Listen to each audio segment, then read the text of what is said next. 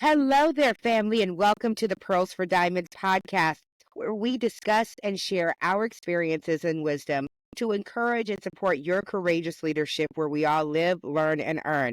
I am your host, Dr. Shelley, and I thank you so much for joining us for this amazing and special episode.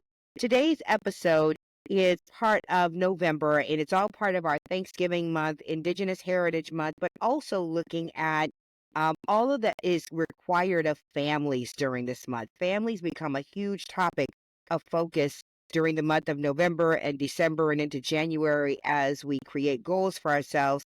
And so I am excited to have my colleague who has become my friend and my brother from another mother. He is the African American Student Program Coordinator and faculty at Lane Community College. And he is an amazing advocate, not only for all kids, but he is also an amazing father and really takes pride in everything that he does, being a great father and husband. So please join me in welcoming Dr. Lawrence Rasheed to the family room. How are you doing, friend? Thank you. Thank you. I'm doing well this November, election, pre-election day.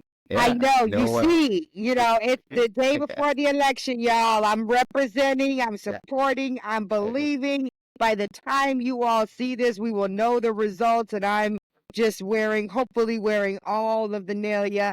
But this also means a little something, something to you too, my brother, now, doesn't it? Yeah, this Dr. Shelley is my soror, and of course I'm a member of Alpha Phi, the '06, good old brothers, you know what I mean? So, yeah, I met Dr. Holt last year, and I saw her with her Nelia, like, okay, soror, I see you. So yeah, we struck up that, conversation because we share that bond, but we share another bond too, and we both passionate about education. Absolutely. And also about leadership, like just the role of leadership, Absolutely. not just in the world of education, but also within the community, within the home. I've had the amazing pleasure of getting to know your beautiful and loving and sweet and funny wife. Your wife is Yes. hilarious. um, That's that. I know you said we got to learn and we got to learn each other, learn about each other's family and get to meet them as well. So yeah, so no, it's just, a good, alpha and AKA connection and, um, got a chance. Looking forward to meeting your husband as you've already met my wife. So yeah, so we family. It's all it is. we It's family. family. That's how it is. And I had said before, I didn't know that you didn't hear me about just that how funny your wife is. I mean, she's an amazing woman, an amazing mother, but that woman had me in stitches the entire time. And I don't know who it was, more of me or her, but definitely it was a case of us having a lot of similarities, but definitely some differences that cracked me up. And so And the thing about it is, she's a comedian and doesn't even know it. I mean, that she's part. so serious. I mean, she'll say something like, "Really? No, I'm dead serious." I'm like, "Okay, just Okay. stop." Yeah, You can't say yeah, things like that. She's like, like, yeah. She's really unfiltered sometimes. Sweet, lovely, gorgeous. particle. And I'm just But like, really? I'm like, you can't say that. But why not? It's true. I'm like, it's oh, true. Like, yeah. why would I say the truth? I'm like, and then this is where we need to have a conversation, right? So, I appreciate you coming on the show, and I want to just get on started with the question I ask everybody, which is to share with our listeners, where you are on your journey and what it has meant to you and your family to be on this kind of journey of life and raising leaders, being a leader. So just share with us a little bit about what the journey's been like to courageous leadership for you. Yeah, so the journey for me is like we always say in education, it's a lifelong learning situation. So as a leader, as a developing leader, I always say, because I don't want to come across as arrogant, like I know everything, but as a leader, you know because you're continually wanting to learn and you understand that you don't know everything. Yeah. And I take that same approach as far as we talking about leadership as a husband, leadership as a father. There's some things that I know, and there's certain things that I don't know, and I'm humble enough to say, hey, okay, let me research that, or let me ask other people how are they dealing with this particular situation. So I think, and then there's some part where it's like, okay, there's those non-negotiables. I'm still kind of like, you know, not just an alpha male in a fraternal sense, but like, hey, there's some things like, the way we were reared, right? There's some good things that our family, our mothers and fathers and grandmas and papas passed on to us. And there's some things that we had to say, okay, this is a new generation who have to nuance the ways in which we were reared because, our kids are not us. So again, it's kind of like, that, you know, it's that balancing act, right? And we have to be cognizant of that. Absolutely. And part of that balance is balancing, the family life, the home life, the work life. And during the months of November and December, with all the holidays that come in, and it's a really a time when our work and personal start to at times clash. Um, so I want to ask you, as someone who is part of another part of a beautifully blended family, as I like to call them, what does this month of November and Thanksgiving and the holidays, how do you continue to maintain balance in your home? And what does this mean for your family when this time of year starts to come up?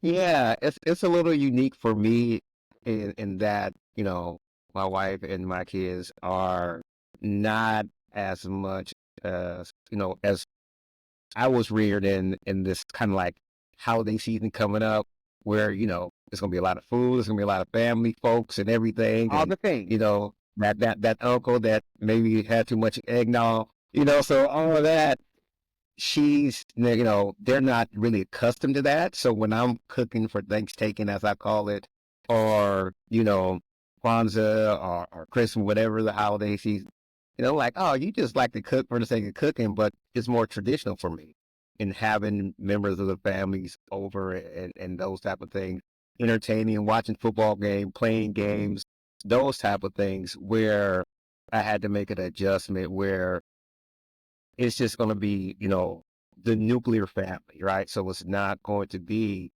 cousins and them and families and friends and all those other folks. And that's fine and everything. We made that adjustment. Now they have to also make the adjustment like, I'm going to cook, whether I'm going to do a non-traditional Thanksgiving dinner or Christmas or whatever it is, or, New Year's Eve, meal, because it's just, I was reared that way, right? And so it's give and take, right? We talked about this earlier. It's that balancing act. And so, not trying to overwhelm them because, of course, she talks about, I cook more Southern, like, the macaroni and cheese and all these things. And they eat it because, your boy can burn in the kitchen, but they're used to having like, we don't, it's just a regular day for us. You know what I mean? Because we don't tend to do all that. But I believe it's brought a sense of more of like that family atmosphere that you're talking Yeah, about. yeah. Like, okay, we're going to do this. Even though we play board games a lot, they play a lot more than I do because they tend to argue and yell, and I'm like, okay, I need some peace. That part. That part. So, doing more of those things, and then here's another thing that I've been doing a little bit more of, and then you got to watch these movies that come out because sometimes they are not always kid and family friendly, right? As they claim to be. But, going to, the theater as a family and everything, watching some of those more family movies, wholesome and everything, even though you can do a lot of stuff at home now. With, It's something to but, see up it's those just, movies, though. I mean, it is yeah, something. exactly. When you go, because you get the popcorn that's very unhealthy for you and all those other things, right? The smell is alluring. So when you go to the theaters, it's that whole experience, right? And then another thing you can get at home, you can get the previews like what's coming up, right? And so The 30 I minutes get of to, previews before the movie that, are yeah, almost like a movie themselves.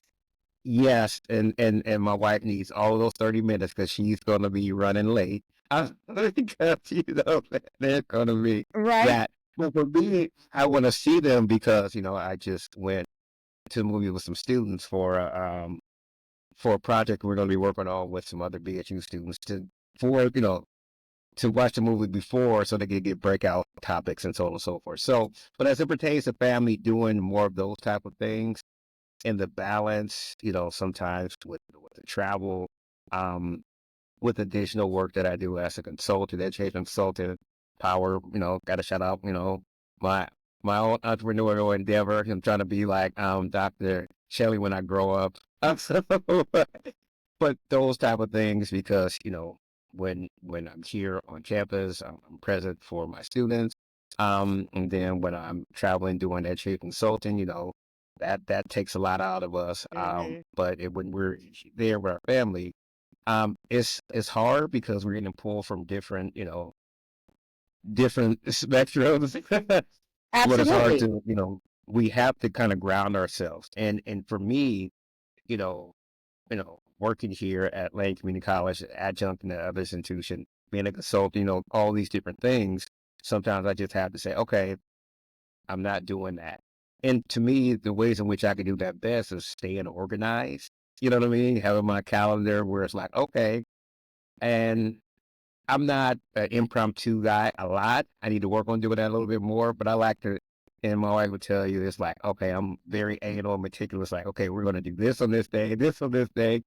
Um, but I think to that end, it allows me to be impromptu. You know what I mean? When I have that structure, I'm like, okay, we could do that because I know when this is going to occur. You know what I mean? I've already have my calendar set, for a year out, just about, where I I know know that this is going to you occur. have dropped so many nuggets and pearls of wisdom in that little bit of statement there. One of the big ones I'm hearing, though, is part of the way that you are leading your family is in getting the organization in place, making sure that things are organized. And that organization of your lives in general helps you to be able to manage some of the more impromptu things, but it also helps, folks to know what's coming and what's happening and why it's happening. And so I want to ask you, because you alluded a bit to your cultural identity. And even though you and your wife are both of African descent, there you have different cultural identities. And we need to talk about that a bit because all Black folks are not the same, folks. We are not monoliths. And so tell me a little bit about how your cultural identity, well, first of all, what is your cultural identity and how it has impacted your relationship as the leader of the household? Because it tends to be a little bit different. Yeah. Oh, So I guess when you talk and I guess my cultural identity is ever evolving, right? It as it should. But I would say, and again, people say, well, it's traditional because we're not a monolith. Being reared in, um, I would say, working middle class family, um, growing up, so I was raised in the Nation of Islam, right? And family transitioned to more of the traditional Islam, and then family, mom and dad split up, unfortunately, and then mom went back to Christianity. Of course, dad stayed in Islam. So I had though that bifurcation, if you yeah. will, but again, respect for both religions and traditions and everything, and really getting a chance to see both, right, up close and personal. And of course, one of my best friends is Dr. Francis, who's the pastor, who's a phenomenal, right? So I mean, having that, I think, is more of a gift than a curse, Yes, because absolutely. it exposes, the babies to some of the things that even though they're, being reared in more of a, Christian household and everything, but they get that perspective as well. So these type of things have kind of helped shift shape my culture. And when we talk about culture, I think we have to also bring in the social economic dynamic within that space because there's uh there's this distinction, my wife is more reared, you know, um upper, middle class, or some would even argue even rich, and I wasn't. And so we view things a little bit differently. I'm like, listen, we can't waste that food. You know what I mean? There's a vast bottom of apple. We need to cut it and keep it pushing. I'm like, oh, where they're like, oh, it's imperfect. We throw the whole thing away. I'm like, no, no, no, no. That's not what we're doing.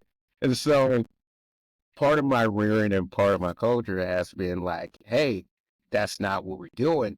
And again, I don't think is one is necessarily better than the other. But here's what I will say: as we're raising kids, and again, not just the financial aspect of being the leader and everything, we don't want our babies to come across as being snooty.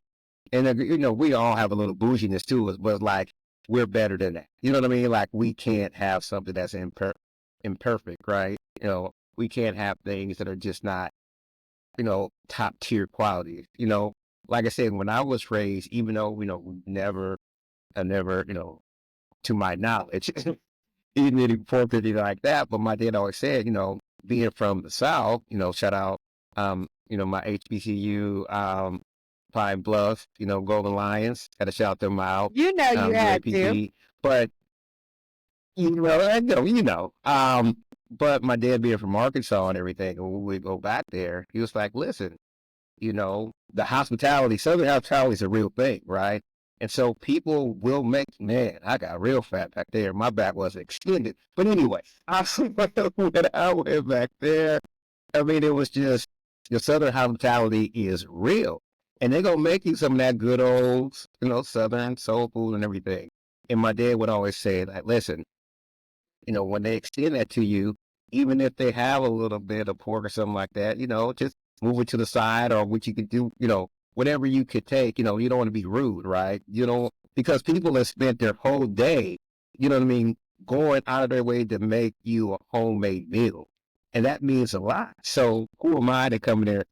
I know it's almost like you too good. And again, you have to think about, the different cultures and everything, and the Southern and everything. It's like, oh, you know what I mean? But what people would know about your palate and everything, they would tend to make sure they didn't have certain things, right? So That's I'm true. saying all that to say, like, when we are, rearing our children, well, again, they're very privileged, right?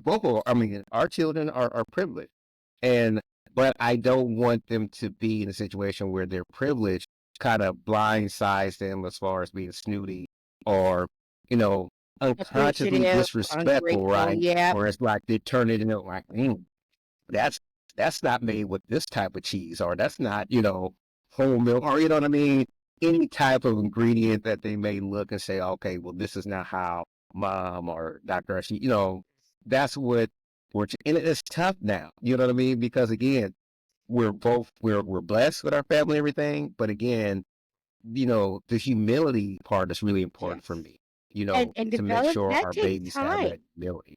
Right. That whole Yes. concept of developing and cultivating humility within leadership, it takes time to do. Yes. And one of the ways that you bring about that humility is being very transparent in the way that you lead. And one of the things I always appreciated about you, especially as I got to spend some time with your family, is how you are really redefining the idea of providing and protecting your family, because you are raising strong young ladies. You are raising very Yeah. agile and smart and strong young men.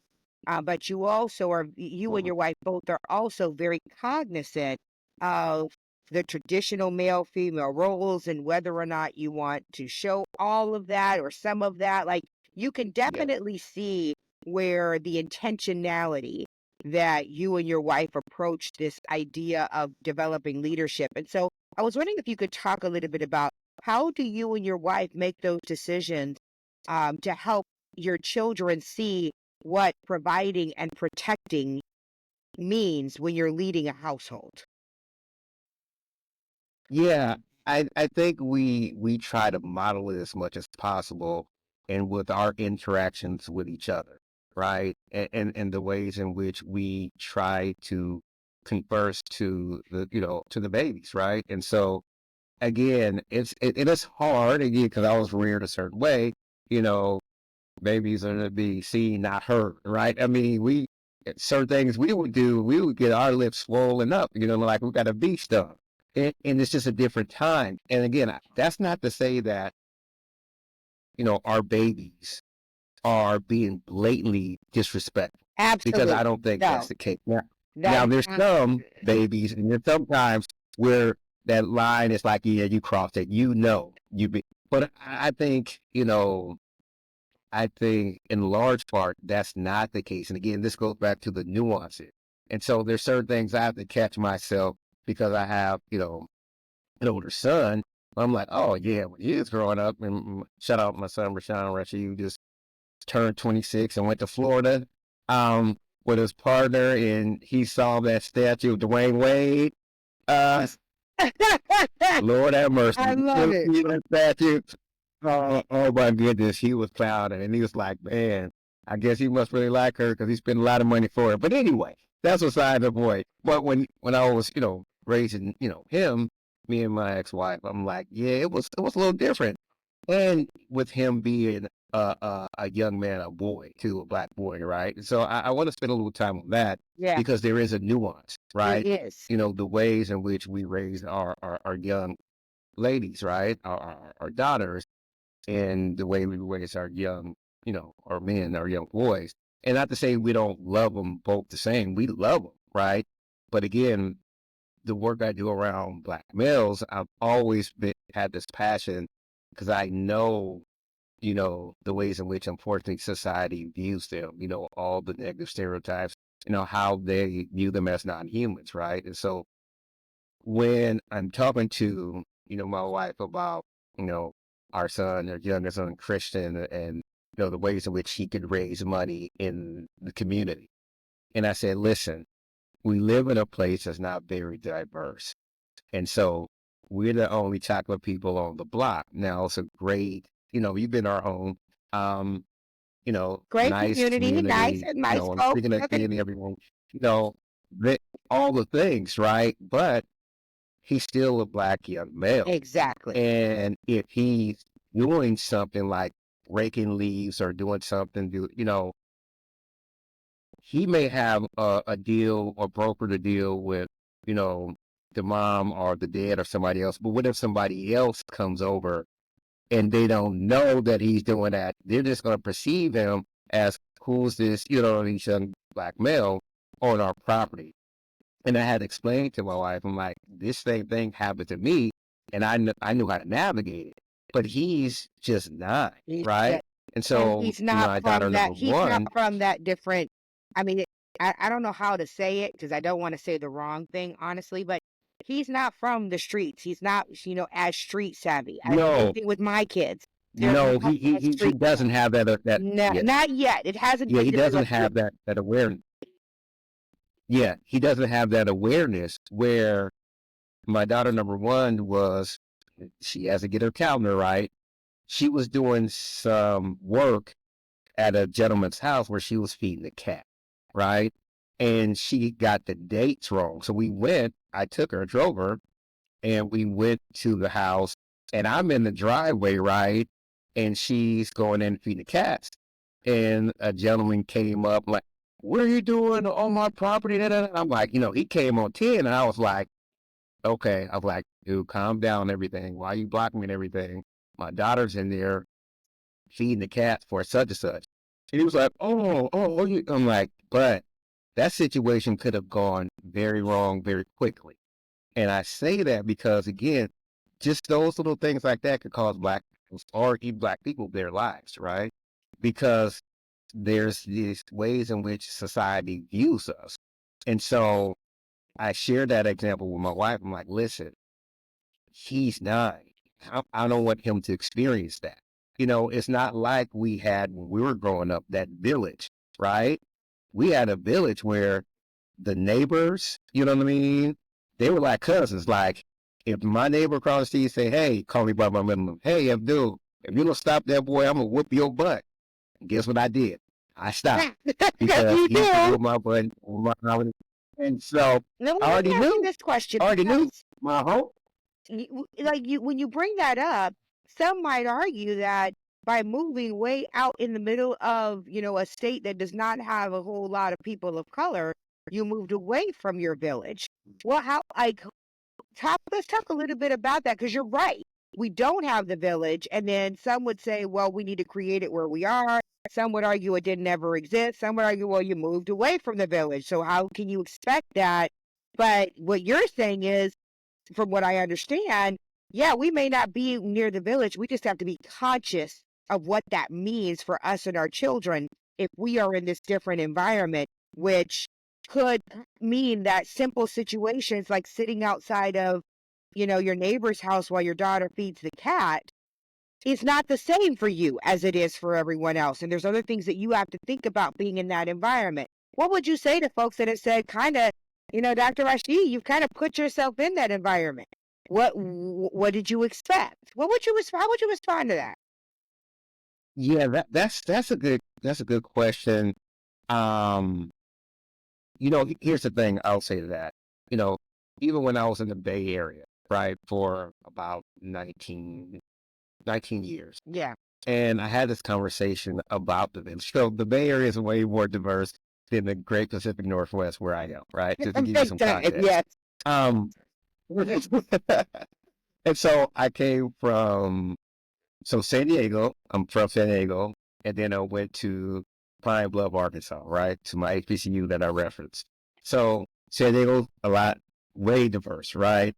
And then going to the HBCU that's not diverse, where I see a lot of folks who look like me, right? And I'm like, okay, I can get down with this. Right? It's like a whole different level. But I'm like, okay, all right. Which is a little culture shock too for people who are Yes. from California boy. I'm like, but I had this, I need to go back a little bit. So again, being raised Muslim and everything, going to schools like Sister Claire Muhammad, traditionally all black schools and people that look like me. So it was like a homecoming, you know what I mean? So doing that, going back to the Bay Area and everything, a lot more diverse.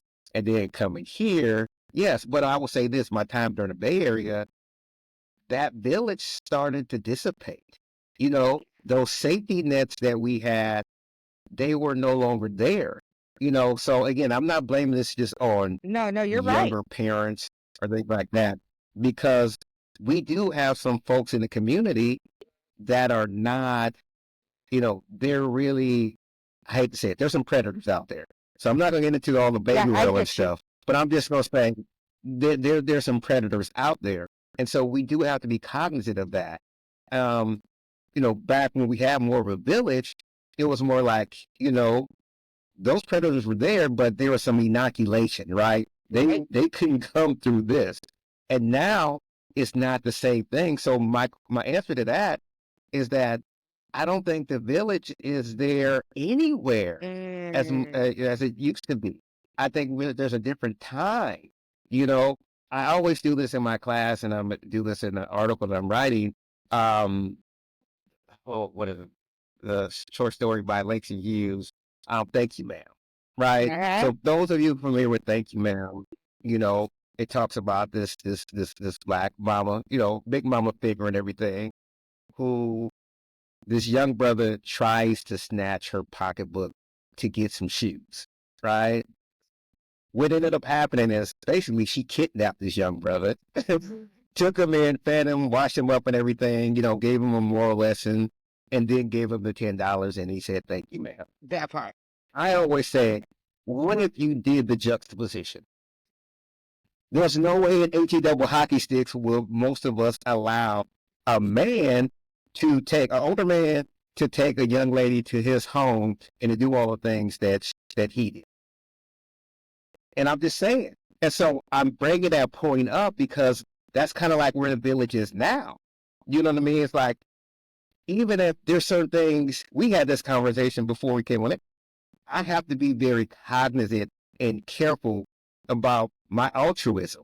You know what I mean? I just can't go out and do certain, whether it's a young man or a young lady, and especially a young lady, I have to be very careful because of the litigious nature and how people, especially with me being a black male, the viewing of me as this monster, this predator, right?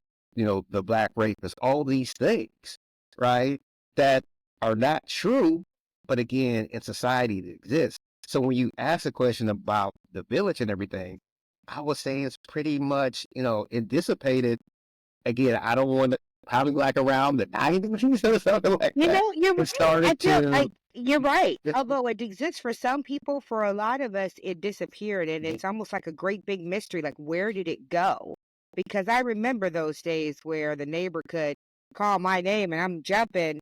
And now, honestly, one of Yeah. these neighbors say something to my kids, and I'm gonna be like, "Excuse you," because I don't know you like that. And the challenge is, especially when you live around people who you know fundamentally differ, fundamentally are afraid of who you are. And you can tell by Yes. the feelings, you can tell by the signs outside, you can tell by a lot of Yes. what you see, like how people actually feel, no matter how they want to honeycode it. And this time of year, it's more telling than ever, which creates even it's like even if you Absolutely. thought about bringing your guard down in how you're raising and supporting and building the leadership in your young people, you get to election time and you're like, nope, I see them I mean, just that, this weekend we had a presidential candidate using a mic as an oral sex device. And it's like, and you're like, what in the world is happening out here? And so I want to jump back to this idea because before we get off of here around protection, because what I've noticed in your home, and I really appreciated this, you were one of the few people I had connected with where we both had very similar views about cell phones and kids. And it was one of the first we connected. We were like, "Oh my God, you didn't give your kid a cell phone either." It was like, "Nope, I didn't give." Wow, okay, well, like let's talk about this. And yes, there is a certain protection that the village provided that's not there anymore. How has this idea of social media and kids having so much access impacted how you lead at home and the rules and guidelines that you and your wife set? Yeah. This device right here is really a gift and a curse, right?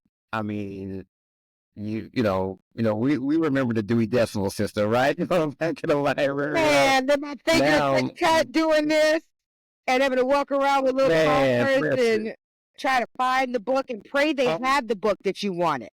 That was always my issue with that part. That part. So the whole thing, but technology is literally at our fingerprints, and we could talk about generative AI and all these other things, but as you know, as well as technology has advanced a lot of things, you know, there's that curse side of it too. I'm working on this. I think I'm gonna turn into an article, this presentation on AI and STEM, black males getting all the smoke. And so again, you think about this technology, right? And social media in particular, the TikToks and all these other things. It has to be governed. It has to have some parental, parameters around it. And the best way is just, especially for, you know, our young babies who are really absorbed into, there's a study, and you may be more familiar with it, how, you know, they're not really, mentally able to make the distinction of like, cause it's just a vortex, right? It just, you see people on Facebook for hours, and these are adults, right? right? But babies, whether it's, TikTok, whether it's gaming, all these things, it's literally a drug, right? And they can't control it. I mean, I talk to students all the time because my son used to do it. They used to get up like at 1 o'clock, 2 o'clock at night and start playing video games or calling somebody. And I'm like, we don't know what in the heck is going on at that time because we're asleep. And then we don't even know who's on the other end. So it could be their friend and somebody else has come in. And we know, again, we talked about this earlier, all these different, folks out there don't have friendly intent Right? And for well, it could our be someone in kids. a different So we got country. to be So it might mindful be of, 1 in the morning here, and it could oh, be something else there. yeah, And you don't know who you're dealing with on the other side of that line, whether it's in yes. social media or in the games or other things. And so, how do you protect your family from that? Yeah, I mean, we really just shut it down. I mean, I don't know if you're familiar with this, Dr. Shelley. I think it's a young African Latino male that just committed suicide because he was in love with a bot. And I can send you that story. I mean, it's just crazy that, the technology is so advanced. And, this Bible saying, I love you. And I mean, because he got in trouble or something and, his parents, disallowed him to do that. And that's another thing, right? We have to be mindful of how we do. You can't just do cold turkey. You know what I mean? We can't just say, oh, you don't have this. Because, that's just like, and I'm not comparing our babies to addicts. Well, it is an addiction, right? But if you just stop somebody, this is the Amy Winehouse, I believe, when she stopped, cold turkey, right? And the adverse effects and everything. That's why she died. You know what I mean? You have to kind of wean people off. And we tend to have a tendency not to do that. And No. again, I'm myself included, like, oh, nope, it's going. Well, But yeah, how about we again, don't with get started in the first place? Like, we try not even go there, that part, right? that part. And so, but kind of like if they started that, it's kind of like we have to kind of, ease them off of that. But I'm agreeing with you, like, no, no, we're talking about, oh, I'm like, little man can't have a cell phone right now. Now, the girls have one and everything, but we had to, crack down, and that middle child, that middle daughter, boy, That's my she baby. tested, and I'm like, I love her. They're I'm both like, amazing, but that middle one is something else. I'm like, okay, and I'm just like, and I have conversation with my wife. I'm like, listen, I'm used to sons, right? Because I could just, I could just tenderize the chest a little bit with a love hug. You know what I mean? I can do things. Girls but are a whole daughters, different story, and the emotions, yes, yes, and I'm all just the like, feelings. okay, yes, and I'm just like, okay, wife, you have to deal with this because I'm not saying don't have any emotions or I'm not feeling anything like that. I'm not trying to say that. I do, but I just can't relate to. I'm like, and there's certain things where the crying, and I'm just like, for real. Is this for I'm just real? Is like, this I don't, and I manipulation? don't Is want to this come across. real emotion? Is it over Yeah, emotion? Like, what's happening exactly. here? All of that. Exactly. And I don't want to come across as insensitive, right? But I'm like, okay, this is cap. This is game right here. And I'm just like, now I'm not going for it. And I'm just like, with the middle child, I'm like, and again, my wife is a little bit, well, she's way more nurturing. And I'm just like, nah, nah, nah, nah. We need to put, because if we don't, it's going to be greater later in a not good way, right? It's going to be like, Absolutely. listen, we got to get ahead of this. If we don't, again, we could have some Well, some it's weird about things balancing. happening. Yeah, you Again, and your wife balance each other quite well. And, whereas one is more the nurturer, the other one is more the serious one. Someone might call the disciplinarian. We've had the conversation that you and I have similar roles in the household. My husband is a lot more nurturing, and I'm I'm not sure. Like, what kind of tears are those? I'm gonna need it. And so yeah, it just, you figure that out. Last question I'm gonna ask you is, like, you balance this leadership thing very well, because if y'all don't know, Dr. Rasheed is everywhere doing all the things. He's involved in his local community. He's involved at the community college. He's still involved in his hometown where he came from, in the Bay Area, what you talked about, not San Diego, but he's still involved there too.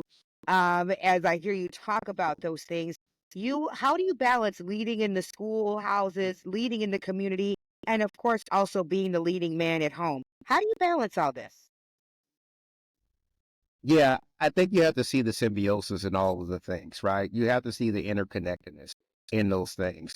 But at the same time, even though they're intersectional, you still have to make it, you still have to have this bifurcation, right? Because then you're constantly running, you know what I mean? So it's a gift in one way, like, oh, the work that I do as a consultant, with Black males and everything, it definitely is going to have impact on our young men and our daughters too. You know what I mean? So it, Absolutely. it definitely goes So both you ways try in to that find the regard. interweaving in between The them. benefit, absolutely, the work I do here at, Lake College and everything, there's some benefits to my babies will be able to come here, right? And I get to see them while they're here. You know what I mean? And I get to introduce them like, hey, it's my daughter. y'all know her, make sure that everything is good. If I'm not That here, part, that you contact this networking person, part, you that's a contact that pearl, person, y'all. right? And Using so your positions to give your kids absolutely, some leverage. That's what this business thing is all about. And so folks that want to call that nepotism is yes, very different when people want to look down on yes, something that is actually the way the system is designed to operate. Is that wherever you get as a parent or as a family member, you bring people along with you to help elevate, the yes. entire family. And I see it a lot here in Michigan with the historic and the generational folks that work in the plant, right? So right out here in Michigan, most Mhm. people do not have anything but a high school diploma. I mean, there's the college rate here is not as high as in other states because you could easily graduate from high school and go straight into the plant. And your uncle worked at the plant, your dad worked at the plant, your mom worked at the plant, your aunties worked at the plant. Like everybody was there, and they would go and talk to whomever it is they needed to, say, hey, my sons, everybody knew who was coming because of the Yes. graduations that were happening, or they would have internship. And so we have to remember that as families, and that those of us who are cultivating courageous leadership, that whatever positions we get ourselves into, whatever connections and networks that we build them not just for ourselves, we build them for the next generation as well, to take advantage of those. So that's a pearl that you got to know, that who you make friends No, with. that's so Go ahead. important, and I hope I'm not talking over you because No, it no, froze up a please. little bit. But I think that speaks to the humility, the leadership, the humility and the leadership, the humility in the leadership, right? Because if you're leading and you come across as a jerk, for lack of a better word, what the people who are coming, after you, whether it's family or mentees, you've done them a disservice, right? Because you were such a, that Right? the people coming after you, you know what I mean? That's like They're going to think we they're the same as belong you. to, Let's be you honest. know, listen, listen, you belong to a sorority, I belong to a fraternity, right? We bros and sis, right? But if you were, if I was a butthead at Alpha and everything, my sons come, let's say if they wanted to go to the same undergrad and everything, oh my, it's going to be bad for my sons. It You know what I is. mean? It's going to be bad. You know what I mean? We know what this is, right? And so it's the same thing in leadership and other sectors of life, right? It's not, It's the you same have to thing. have that humility.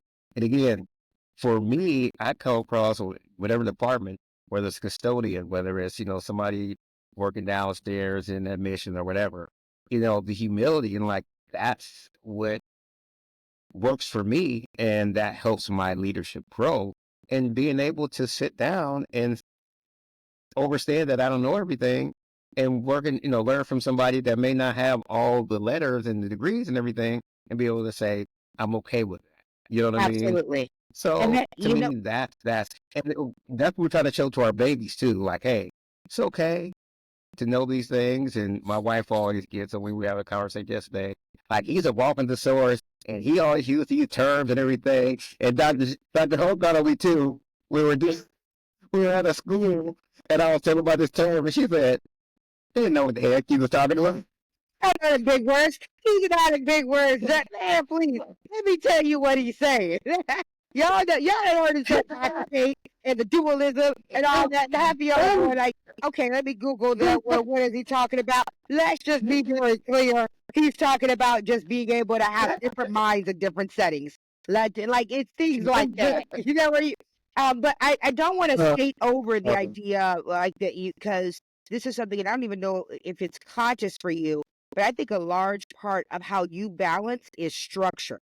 You and your wife, going back to what we talked about with Yeah. structure and having traditions and things that you do on a regular basis, like mine with my boys and my girls, is reading a story every night. And so I try my best to make sure that no matter what, no matter where I am, no matter who I'm doing things with, folks know when it comes story time, I'm going to disappear. I'm going to go over in a different section so that I can have, that 30 minutes, regardless of what post I might be on with my kids, to let them know that, hey, you are still first. Even if I didn't talk to you all day, you know that they're going to get this time. What are you and your wife have a lot of structures like that? Would you mind commenting on some, just for some of our listeners Yeah. to know? definitely, I have to give, more credit to my wife, and I think she probably picked this up for me, and I need to do this more. I do it more so with little man because he's the only, you know, boy in the house, and the two, young ladies, they're more close in age, right? And so for him not to be the, annoying little brother, look, that they deem him to be, and sometimes that's true, right? Sometimes But what my he has wife his has moments. He's gonna grow done, out of it. he's gonna go. I mean, he's a great kid. I mean, Yeah. sweetest as just he wants to help and everything. So those are great characteristics. He's a Absolutely. little loud, but that's He's so sweet though, and but he's what so she's sincere done. and authentic. Like he is like when he asks a question, he's Yes. sincerely wanting to know the answer.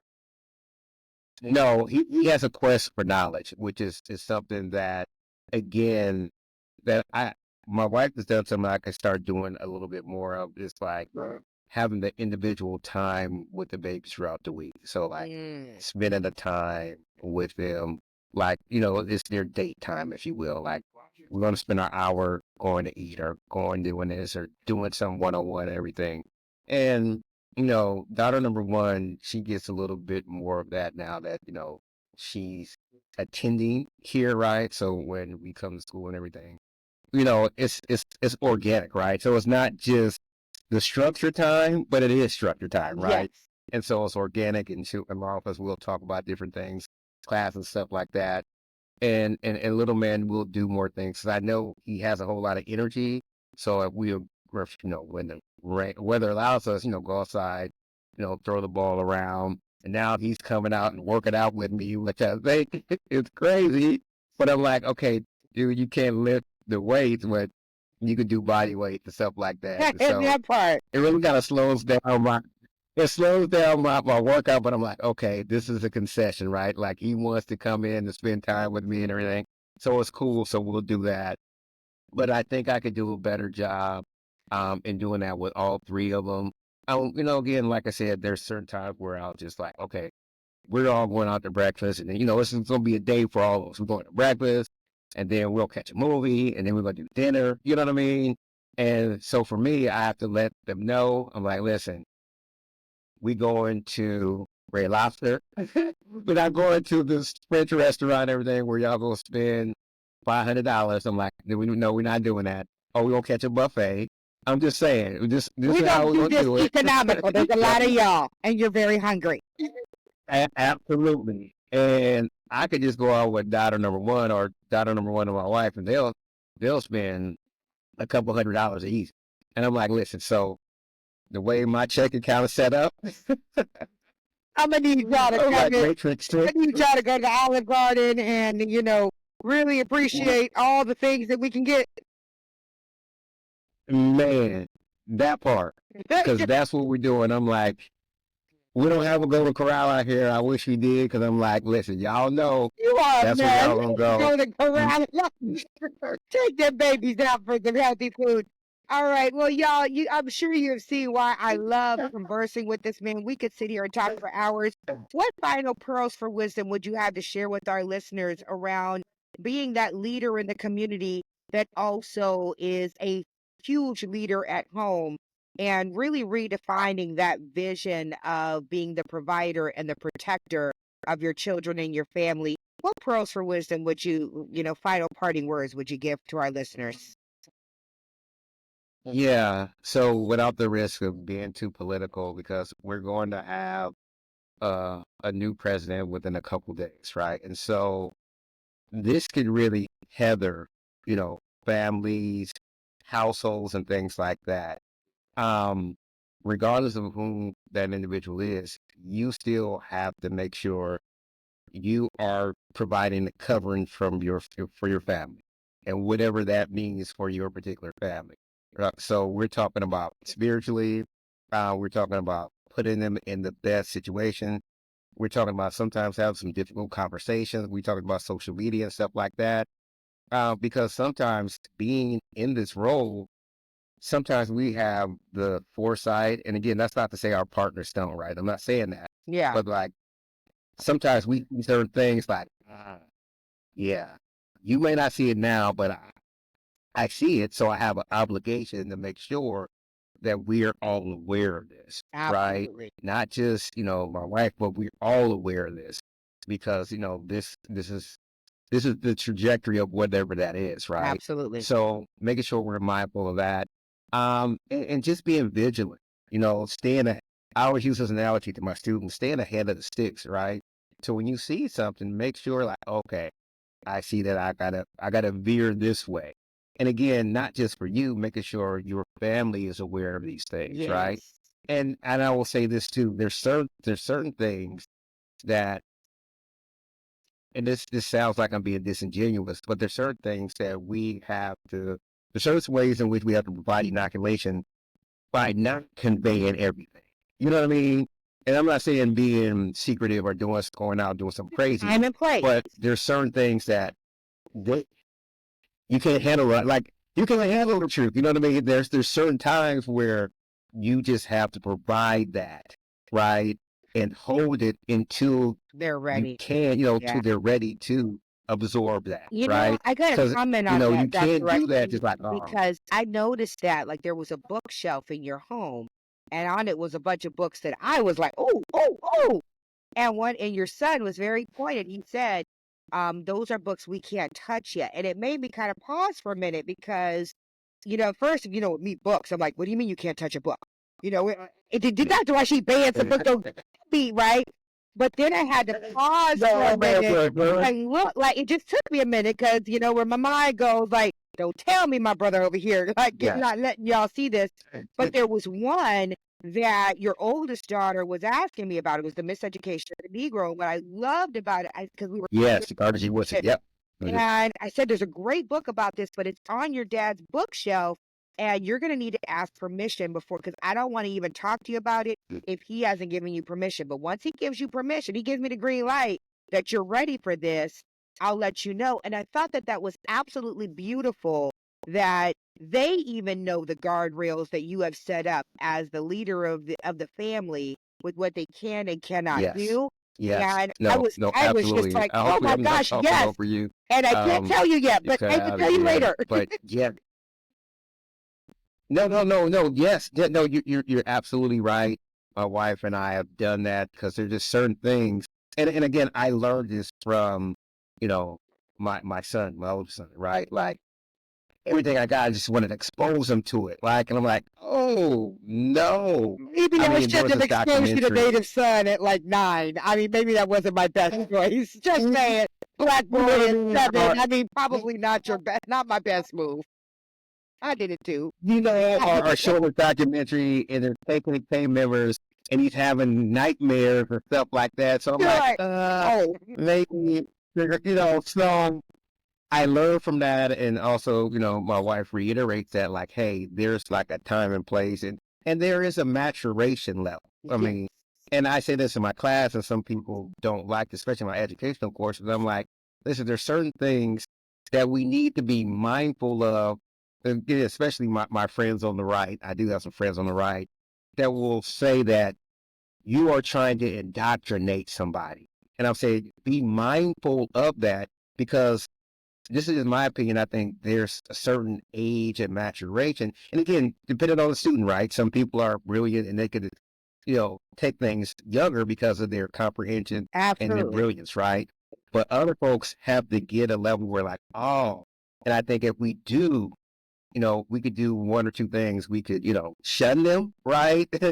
Or we could really scare the heck out of them so And it goes, I just what I'm have to be hearing you say is mindful it of goes that. for So children and adults, but alike when we talk about yes. thinking about the maturation level and what people are ready for. And that's what I'm hearing in this pearl you're giving is that we've got to be conscious of who we're working with, whether it's our kids, our colleagues, Yes. or people that we are developing about what they're ready for at any given time. Because even though we have the information and we were ready for it, and even if we were the same age or in the same position or had very similar mindsets, everybody's not ready for everything at the same time. And just having Listen, that I'm gonna wisdom. tell y'all something. Listen, I'm gonna tell you something, and we gotta get up here. Dr. Holt is brilliant at what she just said. Because listen, I've seen her work and everything with different folks and different districts and everything. And she's very good about being very methodical. And she'll say, I love you. I love you. Which she does. But she is moving the needle very methodically because of what she just said. You can't just come in, and there was another colleague that said, hey, we got to talk about this. And she was like, they're not there yet. You know what I mean? So you can't rush it. And again, I have to say this, Doc, I've learned a lot from you because I'm just like, hit them in the mouth. You know what I mean? Just coming across, and I've learned to like, you have to be, I don't want to say you have to lessen the severity of what it is that you're trying to convey. That's not what I'm saying. No. But you have to do it in the way that's gradual, like a gradual release, interject some, comic relief as well, because what we're talking about is so serious, right? It's so serious. And you do that in a way that's so very skillful and everything. So I want to thank you for allowing me to learn from you and continue to learn from you Hey, in brother. that way. And so I just think that what we're talking about ties into that. So I want to give you the flowers while you can still smell them. I appreciate it. I appreciate it because you're right. It takes a lot out of you because believe you me, you and I've had these conversations. Oh, I want to go in. Sure, it's not for lack of wanting to. It's not for lack of knowledge. It's not for lack of know how to do it. It's part of, do I want to be right or do I want to be effective? And that's a question that as leaders in the community and in schools and in workplaces and in our homes, we have to constantly ask ourselves that question. Do I want to be right or do I want to be effective? I know I'm right. I know my stuff. But I want to be effective with people so that we're moving the needle and protecting those who are coming after us, right? And so I wanted, if people are looking for you and want you to come in and work with their Black males or come in and support them, how would they find you, Dr. Rasheed? Because you're also an amazing brother. He does work I don't do. I don't do the work with the Black boys, y'all. Y'all know that. No, I love them, but no. I work with the adults, and Dr. Rasheed does great work in communities, especially with our Black and Latino boys. So where can people find you? Yeah, definitely. Well, you definitely could catch me on social media, Facebook, just my name, Lawrence Rasheed. And then if you wanted to set something up with your district or like a PD or something like that, you can reach me at power underscore at 1906 at yahoo.com. Definitely can reach me there. And you can reach me at So it's my power LCC underscore address as well 1906.com. at yahoo.com. Okay, so power underscore 1906 at yahoo.com. We'll make sure that that's on the screen in some way. Power underscore 1906 at yahoo.com to reach Dr. Rasheed. And I will tell you, he and Dr. Francis do an amazing tag team presentation when it comes to addressing the issue of the N-word that's my on brother campus. from another mother. So Right? again, And if they you want, come in, y'all, like, oh my goodness. It's a beautiful dynamic duo, what they can do to have children and adults get the skills and tools they need to understand why that word is so harmful. And they've had great success, especially, believe it or not, in Latino communities, because it's starting to run rampant with our Latinx brothers and sisters. And many of them just don't know. They don't know the history. They hear it in the movies. And these guys can go in and just do it in such a beautiful way. So I cannot advocate enough for give them a call if that's something that's happening on your campus and you're looking for a long-term solution, not a quick, one-time thing, but a long-term solution that's going to change mindsets. Dr. Rasheed definitely has that for you. So and do you have a website? definitely. Yeah. The website's been worked on, my power solution. I'll get that to you because it's a powersolution.com. It's a mouthful. But I do have a website. It's being worked on and everything. But the best thing you do is just reach out to me at my yahoo.com, and then we could go from there. But definitely, I'm probably one of the only ones that are utilizing Black male studies as a framework. I'm the only Black male studies professor in the state of Oregon. So we're very serious about this work that we're doing that impacts our young brothers. And I'm probably one of the few that are focusing on literacy and working with the elementary babies. There's not a lot of people that are wanting to do that, and they're adorable. They're not monsters. They're not thugs or anything like that. They're just adorable young brothers and everything. And I look forward to spending time with them and working with them and working with the administration and teachers as well. So again, definitely reach out if you want us to do PD or maybe even do some direct work with your young scholars. All right. Well, thank you so much for being here. I cannot express again how grateful I am to have you on our show.